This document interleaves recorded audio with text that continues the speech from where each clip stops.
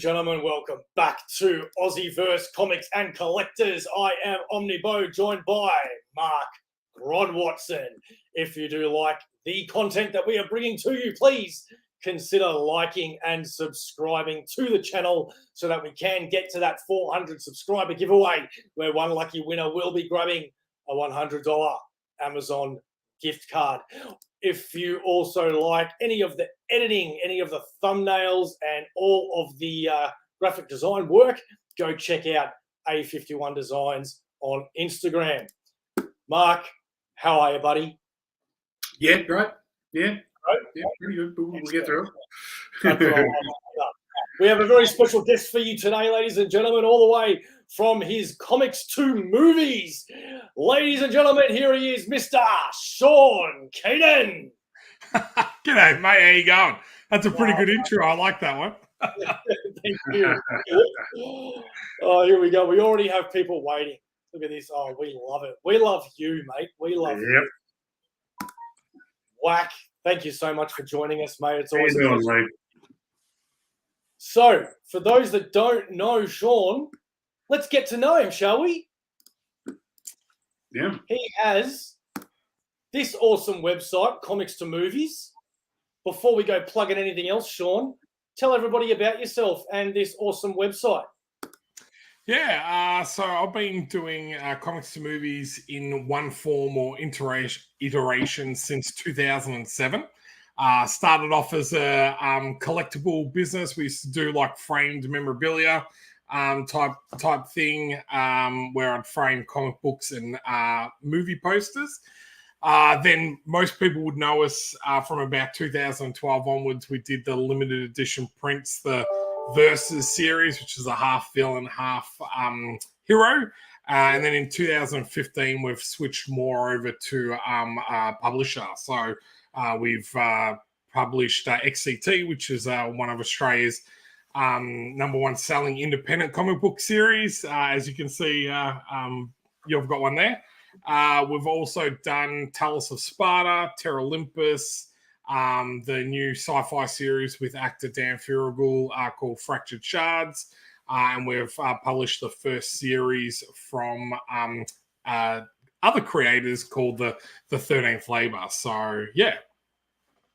Fantastic. It's funny, because back in the day, going at least 10 years ago, I think now, those art prints that you mentioned, the half villain, half hero, they are so eye-catching. And every year I turn around to myself and I say, I just want to buy like all of them and just have like all of them, They really look mad. Mark, you're shaking your head like, you're nodding your head like you've seen those and you know what I'm talking about? No, I actually really interested now. I want to see them. Really well, cool. it's funny that you say that.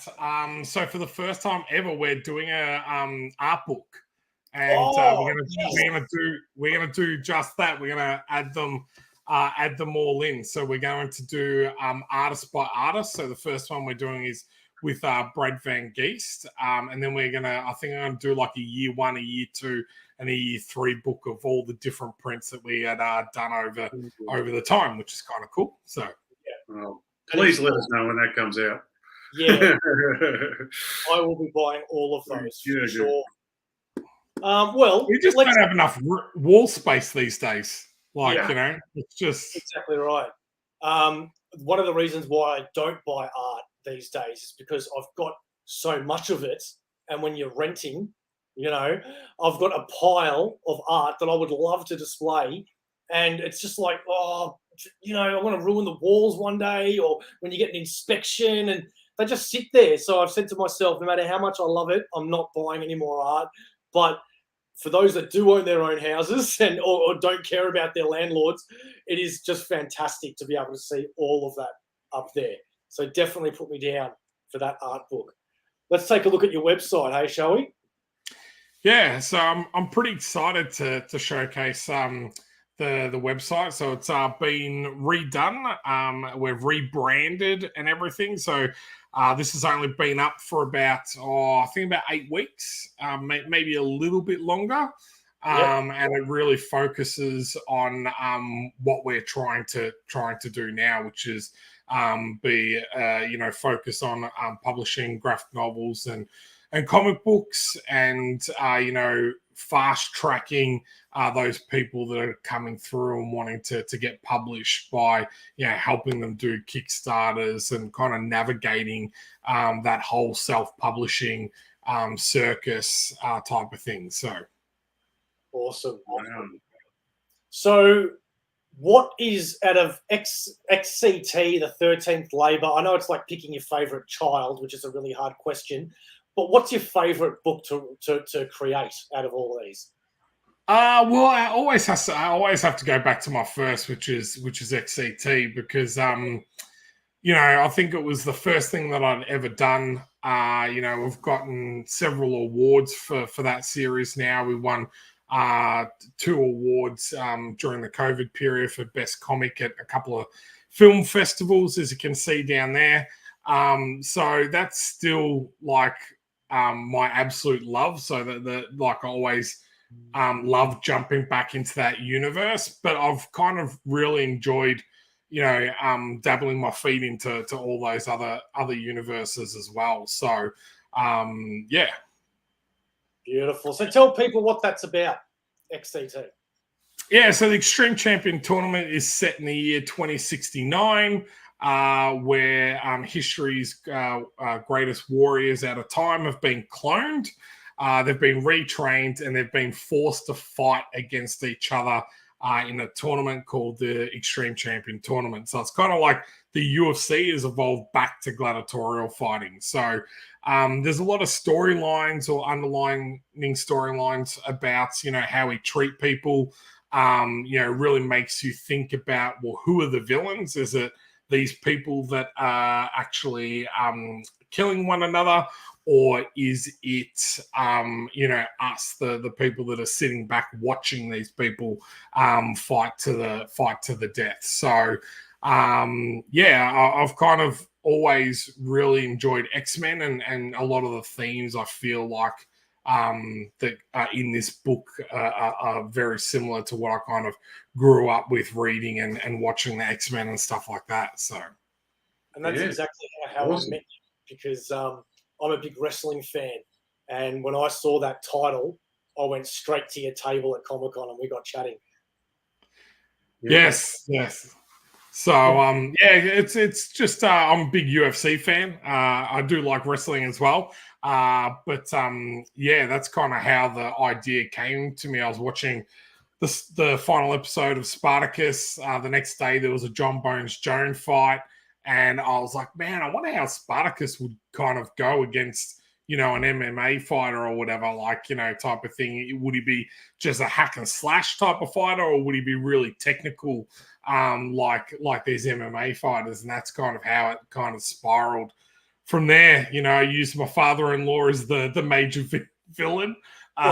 Which is quite funny. He looks exactly like him, big guy with a handlebar mustache and everything like that. So that's kind of funny. He likes to tell everyone that he's a main character in a series and stuff. So yeah, awesome.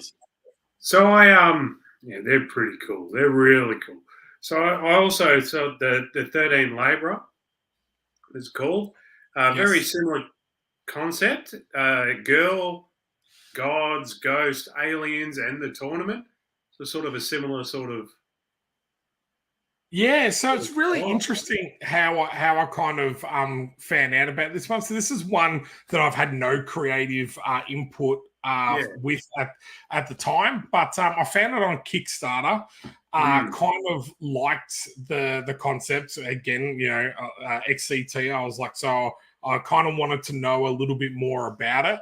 And unfortunately, the person that runs it or writes it, David Gay, has no social media presence whatsoever. He's not on Facebook. He does have a Twitter account, and he's just created an Instagram account. So when he launched, if anyone's launched a Kickstarter, you got to understand that social media is a huge part of getting people to look and back at your campaign. So I reached out to him and said, I'd love to to have a read of the first issue if you'd be interested. We could then talk. If I like it, I'll talk about maybe picking you up and publishing it under my label. And I read the first issue, has a fantastic hook at the end of the last issue. So I went straight back to him and went, okay, I need the second issue. And that wasn't to confirm whether I was going to pick it up. That's really just because I wanted to know what happened in the story. And I knew when I had that reaction that I just had to help this guy get this story out there. So, Pippa is the main hero or main person in this story. She's had a lot of grief and torment in her past, which is very similar to Hercules. He does the 13 or 12 labors because his penance for killing his wife and children.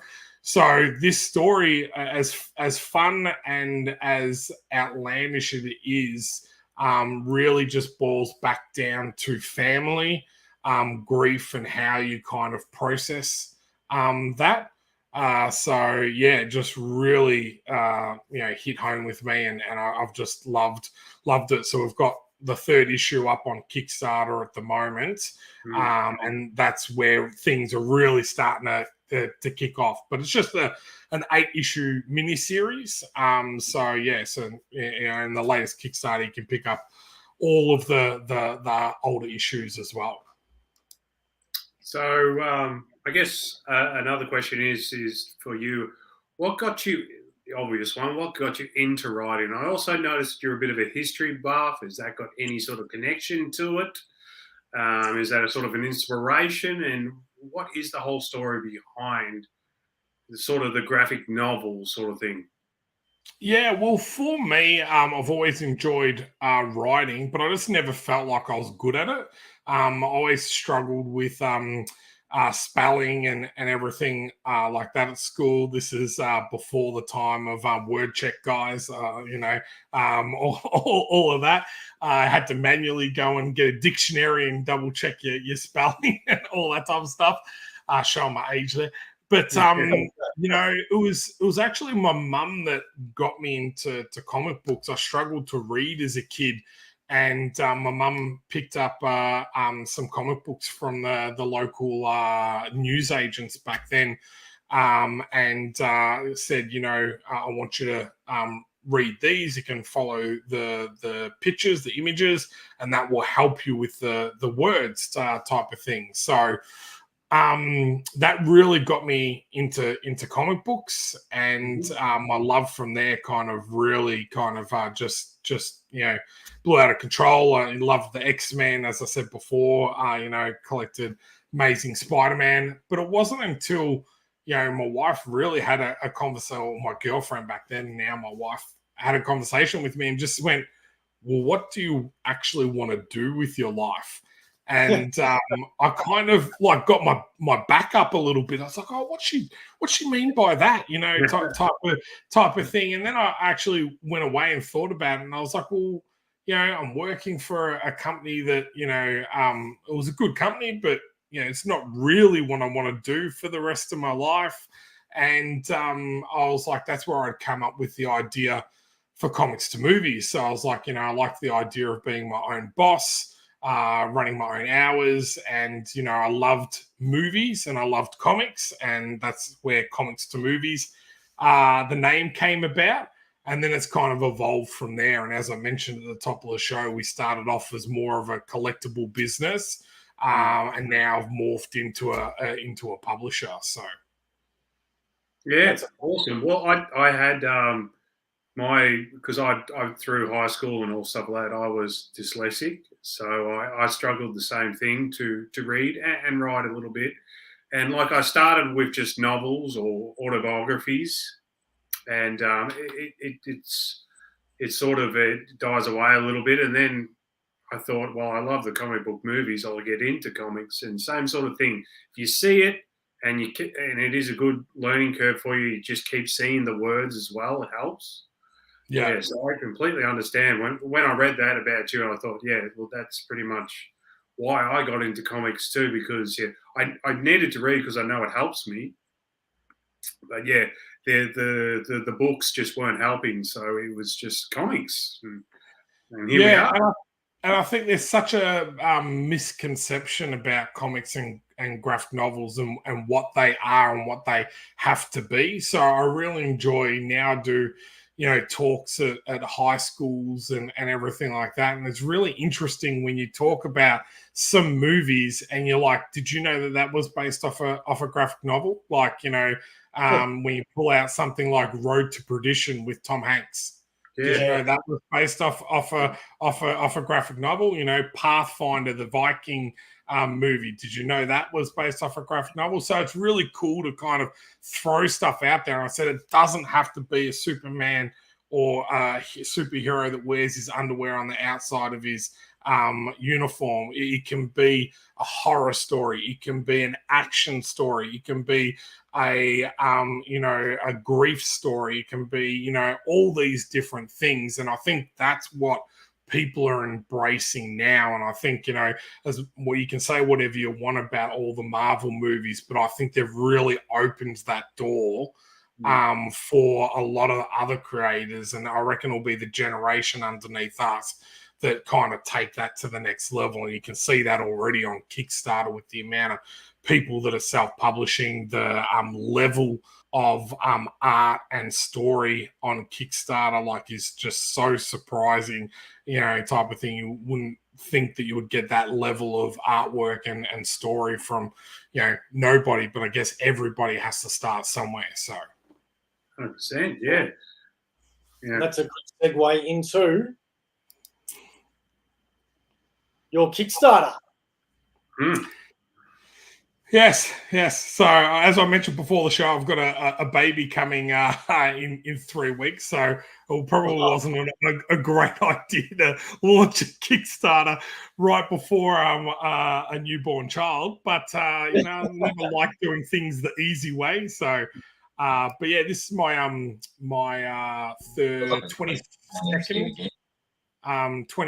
Kickstarter. So. A bit of an old hand at these days. So, and welcome back to the 13th flavor.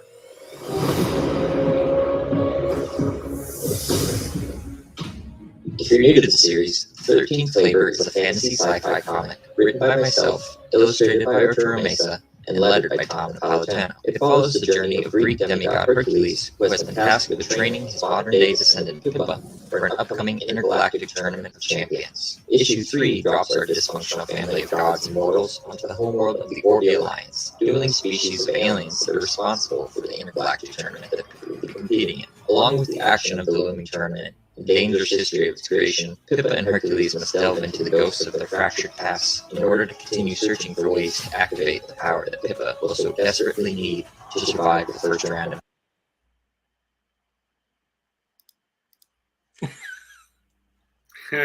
deadly competition, with exclusive art rewards by Arturo, such as personalized sketches, variant covers, and full illustrations. Now is the perfect time to join us in this mythic journey.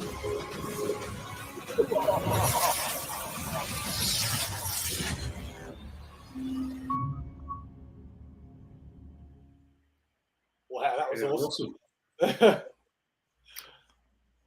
Yeah. So, Shaun, I got a question for you as well. So, how do you plan a story? Do you write out like a plan? Do you like go start, finish, and then sort of write in between? Or what is your goal when you're actually writing? What is a plan that you actually, is there a certain plan, or are you just putting out ideas and then try to fit them all together? Yeah, so I think that kind of process has changed over time, but I feel like the process that works for me now is doing like a little bit of what we would call a pitch session. So I'm kind of bringing a couple of ideas together, throwing out what we would call log lines, and then seeing what kind of sticks. So that's been really good way. You know, I did that with my co-host for Comics to Movies, Stephen, and a third person, and we were able to come up with quite a good amount of ideas in a very short amount of time. And then from there, I like to work backwards, like where does the story end and how does it finish? And then work backwards and go, okay, well, what are the certain beats or hits that this character has to get to that final point. So that might sound like a weird way to come up with a series or to work out a series, but that's kind of what I do. So, and then I try and not do too much world building. So I love world building, and I could do that for 12 months with it, and I'd never get anything created. So a lot of the time, Stephen would be like, okay, that's enough. You don't need to go into that much detail of his third cousin and what his third cousin was doing at that time. and everything, you know, the third cousin isn't even in the series. So why are you going that far? But you know, that's how we kind of do it. Yeah, everyone's got a system, man. You just got to do it. Yeah, That actually makes sense when you think about it that way. Just before you go on, though, I do want to just go over these pledges that you've got for the Kickstarter. You've got, for as low as $7, you get the issue 3 PDF, where you can grab your copy in the digital format.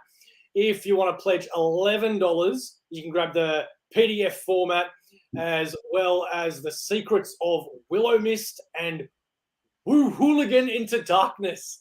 That is a name.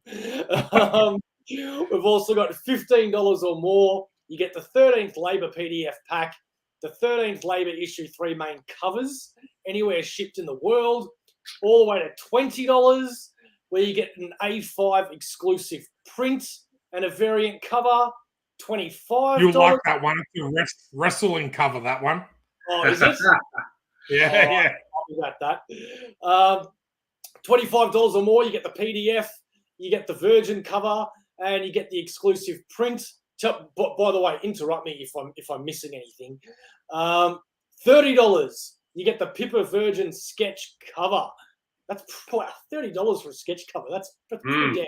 It's also pretty cool because it's a connecting cover. So the first one, which you can get in the add-ons, is a Blue Lines sketch cover, and that's of Zeus. Then the second one is pencils, and that's Hercules. And then the third one is a full colored version. And when you put the three together, they make one full image. And it's like blue lines, pencils and ink, and then colors all together. And then you get the book in it as well. That sounds amazing. Wow. Yeah. $35. You get everything mentioned above, 2 exclusive prints. And you get the main cover and the variant cover. $85 gets you a T-shirt, the covers, the PDFs, the logos on the T-shirt. $90 gets you a whole stack of stuff. And then I'm guessing you've got more, $100. You've got 10 times the 13th Labour issues with 3 main covers, 5 times the 13th Labour with 3 variant covers, 2 of the 13th Labour Virgin covers. Jeez.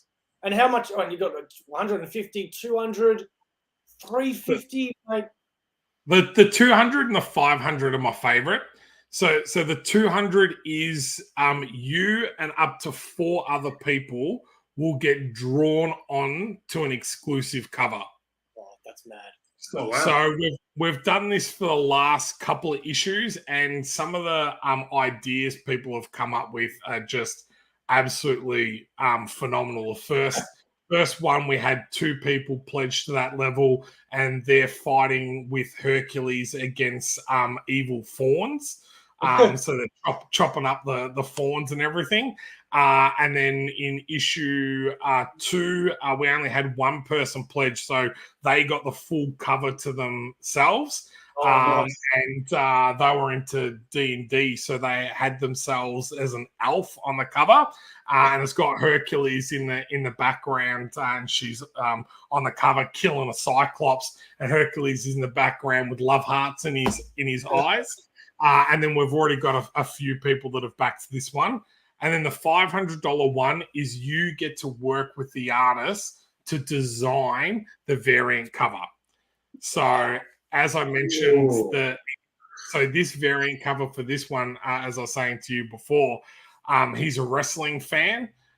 So you can see if you scroll down a little bit more, he's getting wrestled by Hercules. Yep, up there. Yeah, any of those covers, you can see Hercules is doing the off the top rope, getting wrestled, and then he's actually hidden his children in the crowd, and these 3 children in the crowd as well. So I just love doing these ones because it's like, it's really cool, and to think that that's going all around the world. I was sending stuff to Iceland the other day, and I'm like, that's kind of cool to know. And then that's the other one that I'm talking about. So yeah, all of those are the draw-in ones. So I just love those. That is just insane. That is great. Yeah. All right, sorry, Mark. Continue, my friend. Oh, yeah. I was just going to go more on about your writing. So I'm always fascinated with this question when I talk to people that are writing graphic novels and stuff like that. So what is the process, say you make a new character? Do you picture him first, or is it drawn down first, or do you imagine him first or write him first? How is that process for you? Because it could be different between anybody, but yeah, how's that process for you when you're, say, making a new character? Because then you have the rights to that character, I guess. And so for me, I kind of cheated a little bit with XCT because they're all based on historical characters. I was able to do a lot of research on the individual characters, and then I just put my own spin on them. So, I didn't want every single person to be like a kick-ass, can't be beaten character. So I just like to put my own twist on their kind of background. So that was how I kind of did XCT to begin with. Fractured Shards was a little bit different because we partnered with an actor. So we designed the actual character around him. So we actually got him to dress how he thinks the character would look. Got someone to take a photo of that, and then we went to the artist that we wanted to use on the series, and they designed up a character sheet for him. And then we went back and looked at some other characters, and again we used family members or friends on their kind of design, and I think that's kind of cool to be able to use friends and family in a graphic novel type of thing. So and then I guess my other series, it just kind of started off with, say, the main 2 or 3 characters, kind of designed the way they looked, and then I'm very collaborative with the artists in letting them kind of come up with how they want to draw someone. I find that sometimes that's by far better than anything that I can come up with myself. I can't draw to save my life. So really it's just about giving them all the different facets of what they look like. So, how tall they are, what color eyes and hair I expect them to kind of have. And then even kind of a little bit about their build, as I don't want everyone to look like a hulking giant. So it's, sometimes I'd be saying, okay, this character's going to be really skinny, but he's going to be super fast and be able to do cool shit that he doesn't need muscles to do type of thing. So that's kind of my process. But I really enjoy just working with other people. So I kind of, which it probably sets me apart from a lot of creators. A lot of people are like, this is mine, and I see it exactly like this and that, where I kind of take more of a collaborative approach and going, okay, well, what's your idea? Oh, actually, I like that idea. Let's go with that one. So let's not go with that one. Thank you very much. Straight out of the Titanic. So, Shaun, I'm going to go out on a limb and assume that when you first started reading comics at a young age, like most of us did, it would have been obviously Marvel or DC, right? Yep. So, Yes. now as an adult, do you find you're still reading any Marvel or DC, or you've totally gone in an independent direction, or it's more of a mix? I read Star Wars. I read Star Wars. Is the only it's the only mainstream comic I read at the moment. So I've read pretty much all the latest ones. So Bounty Hunters, Crimson Reign, the Obi-Wan Mandalorian comes out next week, so I've got that. And then I was reading Strange Academy, but that finished at issue 18 or first year or whatever, whether they're going to do another one or not. But I feel like sometimes I've got the touch of death. Every time I actually enjoy a mainstream series, it kind of ends after I really get into it. So Walking Dead was one. I was a big fan of X-Men 2099. I've got about 16 or 17 original pages from that series. Oh, wow. Old school sticky tape lettering over the top of all the pages and everything of that, which is kind of cool. I loved Avengers Initiative when they had the Initiative Civil War and everything came through. So I really loved that. And I did collect X-Men right up until the point of New X-Men, and then people probably not going to like this, but I didn't really like Greg Land's style, so kind of stopped collecting single issues and bought them as trades, and then kind of just with all the crossovers and everything, it really became hard, even as an adult, wanting to read everything to financially be able to afford that. So a lot of the times it's all Kickstarter, indie created stuff. There's just so much amazing stuff out there at the moment. Like Periwinkle is a really cool one that I've backed. I backed the Pacific Rim ones by Legendary on Kickstarter. And then some of the local guys as well. So awesome. Well, speaking of local guys, let's have a word from our sponsor, shall we? This show is sponsored by the Comx shop. Check out comx.cx for all things Comx and find out what Comx is all about. Then head over to comx.shop to pick up a variety of Australian comics from multiple creators and publishers, all for one flat postage rate. We hope you enjoy the show. Thank you very much. Go check out Comx. One flat postage rate. Buy one comic. Why would you do that? Buy 20 comics. One price. Let's get back to Shaun. So, Shaun, what are you currently working on right now that you haven't spoken about? Oh, wow. Okay. Let's rattle them off. So we have so I'm really passionate about the next project we're going to launch.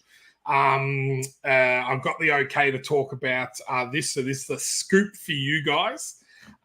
It is. Thank you. I'm glad someone else agrees with me. Every time I say that, I get into trouble. So, but yeah. So we've got for the first time for myself, I've noticed that, I've got a little young girl. I've got a second girl on the way.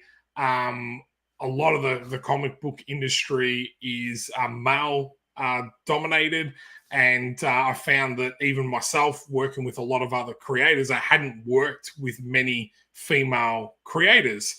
So we are releasing a spin-off series in a Fracture Shards universe called Aquila. It is a pure women creative team. So everything from our writer, colorist, artist. Everything is created by all-women team, which is phenomenal. They're absolutely fantastic. They've done an amazing job. It looks fantastic. So that's the next project we're going to launch, and super excited to kind of get that out there. Then later this year, we're going to be doing a Kickstarter for Occupation Rainfall. So that's a tie-in graphic novel with a Occupation movie franchise. So if you don't know, they've been greenlit for a trilogy of comics. So we're hoping this one goes really successful so that we can maybe do another one in between the next two movies. So we're super excited about that. And then we've got a third project that I can't talk too much about, but that's with another actor, which is kind of cool, and it's a kind of like a steampunk alternate history type story. So I'm really excited about that one, and we look forward to being able to announce something around that one really soon. Awesome. That's awesome, man. They all sound really good. Thank you. Yeah. Bloody hell. I really like the idea of the all women idea as well. That's fantastic. Definitely need more of that, and I'm excited to see what that's going to look like. And also on to my next question. I'm going to talk about history again. So let's talk about what is your favourite part of history, what got you into history, and what would you like to write about in the future with history? Sort of give you because there's so much out there, I guess. But yeah. Well, as a kid, I grew up on Greek mythology.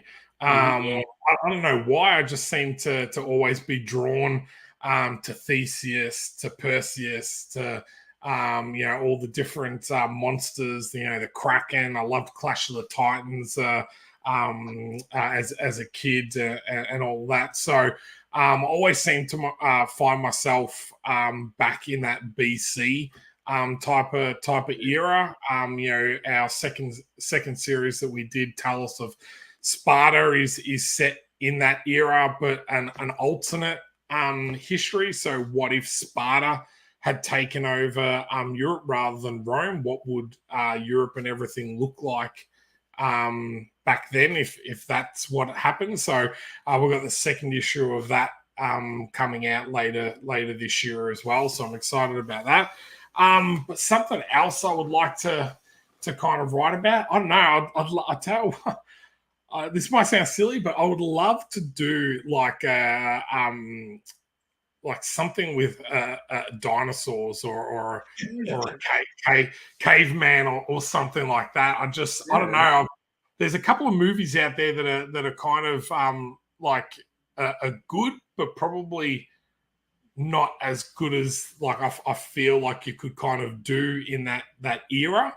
And that's Alpha, which is like the first training the first dog type of thing. I don't know if you've ever seen that movie, Alpha, but and done in 10,000 BC, where it got to the Egyptians. So I don't know. I reckon there's a really cool story in there. Of course, I wouldn't have the primate just grunting and everything to be able to talk. But I don't know. I think I'd love to tell a story now, just finding an artist that's going to be willing to draw dinosaurs in that amount of detail on the budget that I usually have is probably going to be a bit tough, but we'll see what we can do. I think follow-on question. Sorry. What's your favorite dinosaur?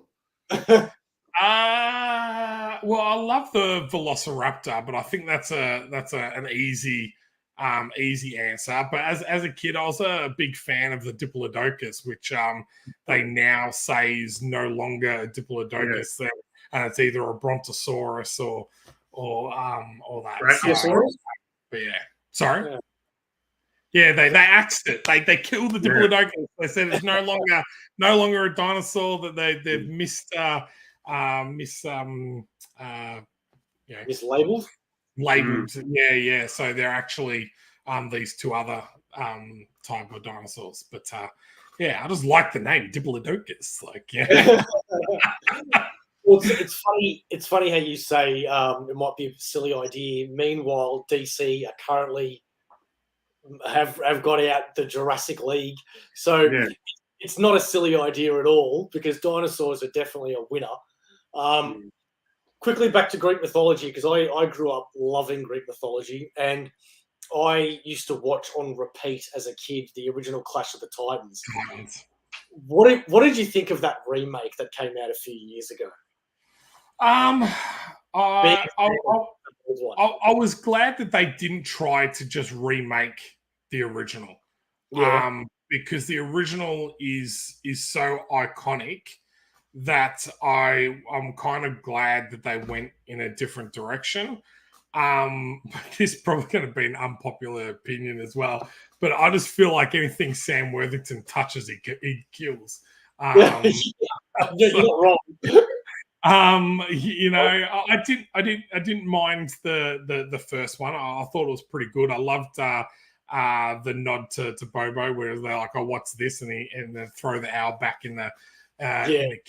But the second one I felt like had a lot more potential than like they kind of never kind of really lived up to that next level type of thing. So although I do love the final battle scene and all that type of stuff. So yeah.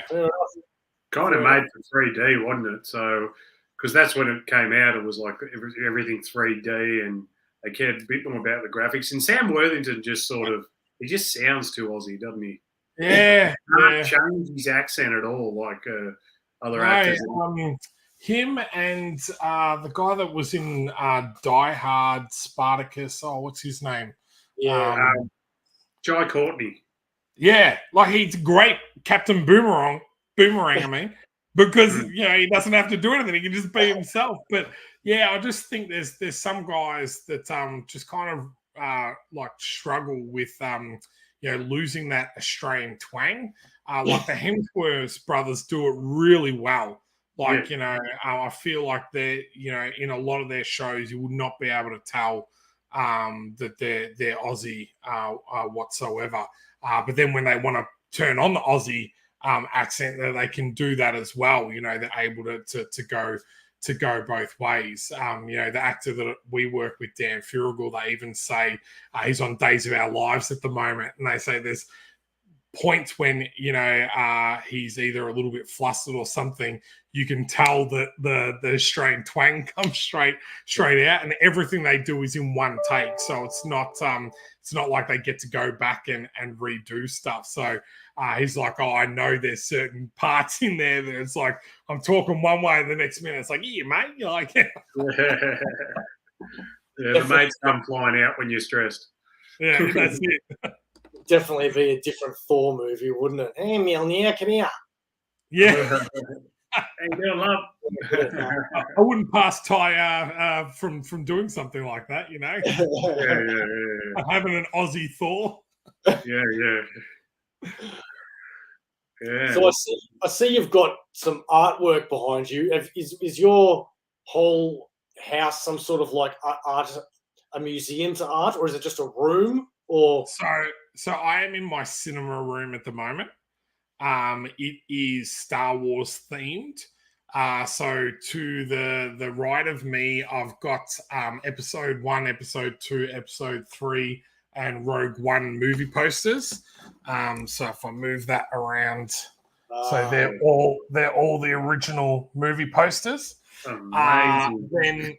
Then in front of me, I have the original cover to Star Wars Republic number 73 by John Ostrander. So that's a charcoal, absolutely beautiful image. Then we've got a couple of limited edition prints from Sideshow, an Alex Ross print. Then on this side, this is my favorite poster that I've had since I was a kid. That is Caravan of Courage, the Ewok adventure. So that's an original daybill. I won't show the posters on the other side because everyone will always goes, "Oh, why do you have those posters up?" But that's Force Awakens, The Last Jedi, and The Rise of Skywalker. And then the final piece I've got up is 6 of my favorite Star Wars comic books, all in a frame, and then a couple of signed pieces by Carrie Fisher and Mark Hamill. So, and then outside my cinema room, I've got the original debut posters of the first 3 movies. So, thank you, Kevin Rudd, for the stimulus package back in 2007, because that's what I bought with them. Money. So Kevin Rudd's been my favourite ever since then. So, well, it could be perfect in the next debate. There is a debate there. What is the best Star Wars movie in your mind? Wow. Well, as a kid, I always loved Return of the Jedi because I just like the Ewoks and everything like that. I just thought that was really cool as a young kid. And that's the first one that I can really remember seeing in the cinema type of thing. So I think that's why I have such a love for that. Movie-wise, I'd have to say Empire Strikes Back. But out of the whole universe, Star Wars Rebels, the cartoon series, has got to be one of my I've watched that and rewatched that and used my little girl as a excuse to rewatch it when my wife's like, "Are you guys going to bed?" "Oh, we're just watching one more episode." "That's all right, I'll take it to bed." I just love that series. It's just so close to what the original Star Wars was. I absolutely love that. And now to see all those characters in the live action series that are coming out now is kind of, made me love it even more. Yeah. So awesome. If you could pick any 2 characters from other licenses to add to your comic book, whether it be XCT or something else, what are the 2 characters that you would love to add into your comic book? Quillen Voss, which I was like screaming like a 12-year-old schoolgirl when his name just got mentioned in Obi-Wan. So he's one of my favorite characters from the expanded universe. And I have to say Klaus out of the Umbrella Academy. I absolutely love that character. I just think he's fantastic. And if you watch the latest season, he's like the standout. I don't know whether it's just the actor or the actor and the character, but if I could have those 2 in XCT, man, I'd have a lot of fun playing around with those characters. The actors are real good. Yeah, I've loved it. I've only seen the first episode of the latest season, so I've got a bit to watch, I think.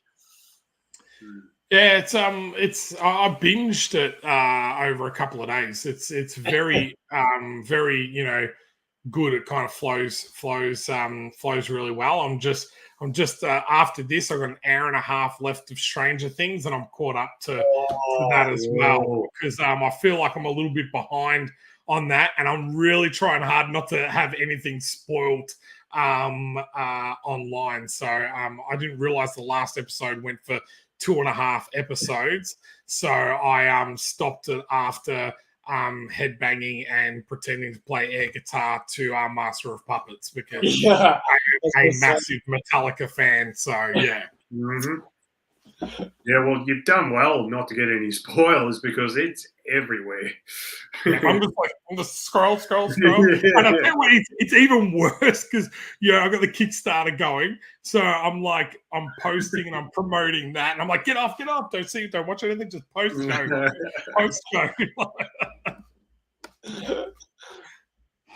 It's exactly why I go and see all the Marvel movies as soon as I can, because I just don't want to spoil anything.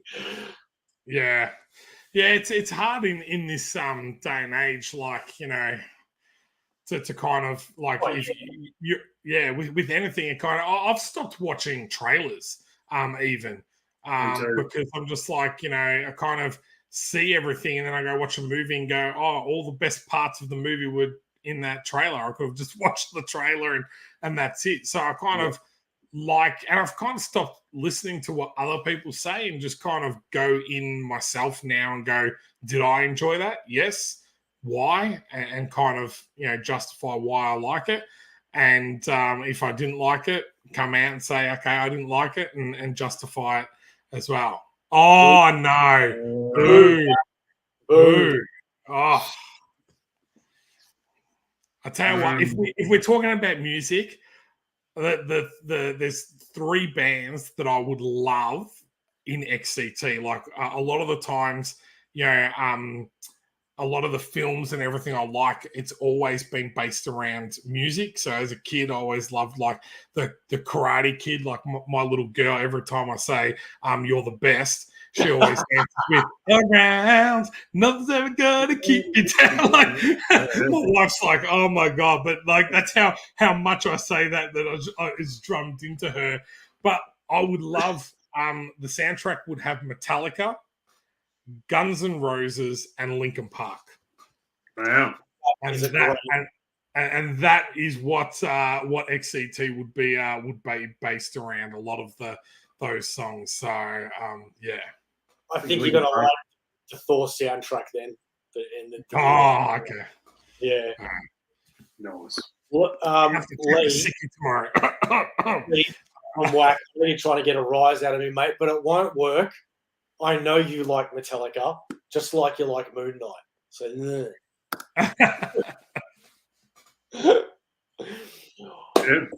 Any last questions, Mark? No, that was pretty much it. Yeah, wrap it up. Yeah. I've got to be honest.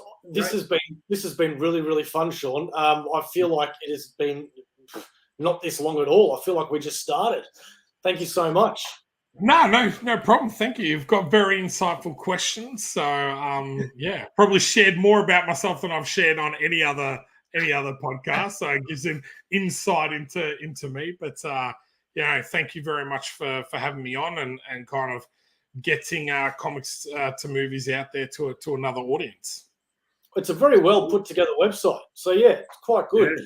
And so everybody, just remember, if you can't copy and paste from the screen, go to the comments in the description because I do have the links there, comics2movies.com.au, and also don't forget to support the latest Kickstarter at that address, and they have great rewards there.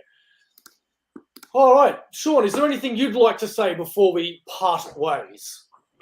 Be kind to each other. Just be kind to each other. There's a lot of crap going on in this world. Just let's be a little bit nicer to each other. Let's end it on that note. So, but thank you very much for having me. 100%. It has been an absolute pleasure. Thank you, everybody, for joining us. We hope you have enjoyed it. Don't forget to hit that like and subscribe button. We will see you here Monday for another live chat, which we are considering doing a Thor spoilerish review if everybody from AussieVerse has seen it by then. If not, still be here Monday for the live chat. As Wax says, be kind, rewind. We will catch you later. And as always, AussieVerse is for life.